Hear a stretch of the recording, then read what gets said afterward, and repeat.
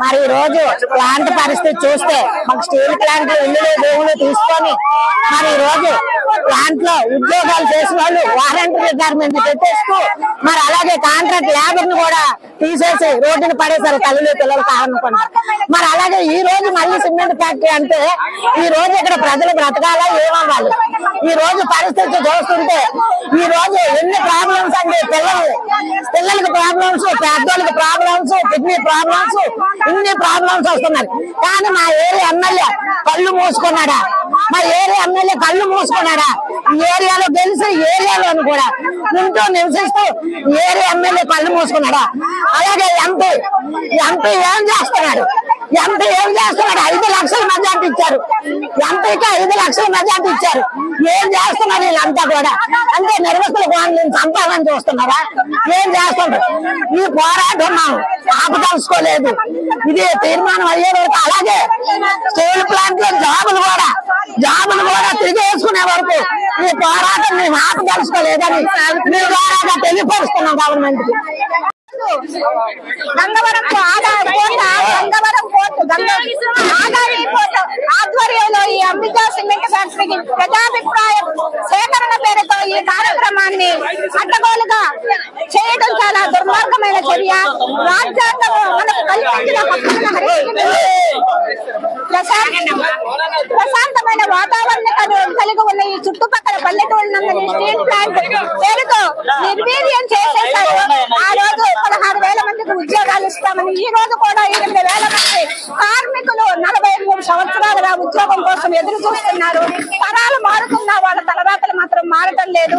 ఇప్పుడు కూడా ఈ సిమెంట్ కంపెనీ అభివృద్ధి పేరుతో మమ్మల్ని మభ్యపెట్టడానికి చూస్తున్నారు. అది చాలా దుర్మార్గమైన చర్య. అభివృద్ధి చేయాలి అనుకుంటే ఎంతో మంది దూర ప్రాంతంలో నిర్మానుష్యమైన ప్రదేశాలు ఉన్నాయి, అక్కడ పెట్టి అభివృద్ధి చేయండి. దానికి మేము ఎప్పుడూ వ్యతిరేకం కాదు. కాబట్టి జనావాసాల మధ్య ఇటువంటి సిమెంట్ ఫ్యాక్టరీని పెట్టడం చాలా దుర్మార్గమైన చర్య. ప్రభుత్వాలు కానీ ప్రజలు కానీ ముందుకు వచ్చి దీనిని ఎదుర్కోవాలి. ఎందుకంటే ఎంతమంది జనం ఈ రోజు రోడ్డు మీదకు వచ్చారంటే వాళ్ళకి ఎంత ఇబ్బంది ఉందో కనుక్కోవాలి. మీరు పరిశీలించాలి ప్రభుత్వాల ద్వారా.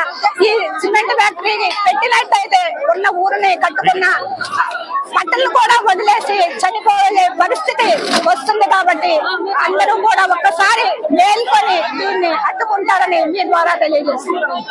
నేను ఒకటే అడుగుతున్నానండి, మీరు ఎవరు ప్రజల అభిప్రాయం తీసుకొని ఇది ఇక్కడ పెట్టారు?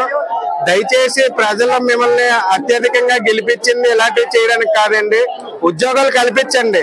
ఈ విధంగా కాదు. దయచేసి ఇది ఎంత బేగా మీరు విరమించుకుంటారో అంత మంచిది. దయచేసి ప్రభుత్వం వెంటనే దిగొచ్చి వీళ్ళకి ఇచ్చిన అనుమతిని రద్దు చేయాలని మా పెద్దగంటారు గ్రామస్తులందరి తరపు నుంచి మా ఆవేదన వ్యక్తం చేస్తున్నాం. ఇక్కడ చూసారా చుట్టుపక్కల గ్రామాలందరూ వచ్చి ఇక్కడ ఎలాగో వాళ్ళ అభిప్రాయం వ్యక్తం చేస్తున్నారు. ఇది చూసి సీఎం గారు అతి వేగంగా వాళ్ళ అనుమతిని రద్దు చేయాలని నేను ఒక వికలాంగుడిగా నేను ప్రాధాన్యపడుతున్నాను. దయచేసి అర్థం చేసుకోండి. అండి, ఇప్పటికే మేము పోర్టు ద్వారా చాలా బుగ్గులు మింగుతున్నాము. దాని వల్ల మా ఆరోగ్యాలు కూడా పాడైపోయాయి. ఇప్పుడు మళ్ళీ సిమెంట్ ఫ్యాక్టరీ తెస్తానంటున్నారు. దాని వల్ల మా పిల్లల భవిష్యత్తు, మా భవిష్యత్తు, ఇక్కడ 10 లక్షల మంది ప్రజలు అనారోగ్యం పాలైపోతారు. దయచేసి ఎమ్మెల్యే గారు, అదానీ గారు, తర్వాత మోడీ గారికి మేము విన్నవించుకుంటున్నాం. ఫ్యాక్టరీని వేరే ఎక్కడైనా పెట్టుకోండి, ఇక్కడ మాత్రం వద్దు. ఎందుకంటే మేము పోర్టు ద్వారా చాలా బూడిద మింగుతున్నాము. ఇప్పుడు ఇది వచ్చి ఇంకా మా ఆరోగ్యాలు చెడిపోతాయి, మా పిల్లల భవిష్యత్తులు పాడైపోతాయండి.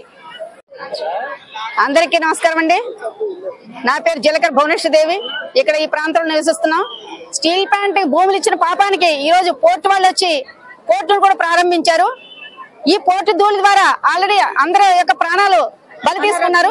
అనారోగ్యాలతో అనేక రోగాలు బారిన పడి ప్రతి పిల్ల జల్లా మేము అందరం కూడా ఎన్నో బాధలు పడుతున్నాం. ఇది చాలదన్నట్టు ఇప్పుడు ఈ సిమెంట్ ఫ్యాక్టరీని పెట్టడం వల్ల ఇంకా సమస్యలు, ఇంకా రోగాలు ఎక్కువై మేము అందరికి ఎటు వెళ్లాలో తెలియని పరిస్థితుల్లో ఇంతమంది జనాభా మా యొక్క ఆవేదన మీ అందరూ మీడియా ముఖంగా మేము తెలియపరుస్తున్నాం. రోగాలను తప్ప మాకు ఇంక ఈ బాధలు ఇవే తప్ప మీరు మా యొక్క ఆవేదన పట్టించుకోరా? మీకు మా సమస్యలు పట్టవా? మా యొక్క ఆవేదన మీకు వినిపించదా? దయచేసి ఏదైతే సిమెంట్ ఫ్యాక్టరీని అదాని కంపెనీ వాళ్ళు ఇక్కడ ఏర్పాటు చేయాలనుకుంటున్నారో అధికారులందరికీ మా యొక్క ముక్తకంఠంతో వ్యతిరేకిస్తున్నాం. దయచేసి ఈ ఫ్యాక్టరీని ఇక్కడి నుంచి తరిమి కొట్టాలని ప్రతి మహిళ కూడా ఇక్కడ నుంచి వ్యతిరేకించి ముందుకు రావడం జరిగింది. ఏదైతే మీరు ఈ యొక్క సిమెంట్ ఫ్యాక్టరీని విరమించుకోకపోతే తగిన రీతిలో మేమందరం బుద్ధి చెప్తామని మీడియా ముఖంగా తెలియజేస్తున్నాం.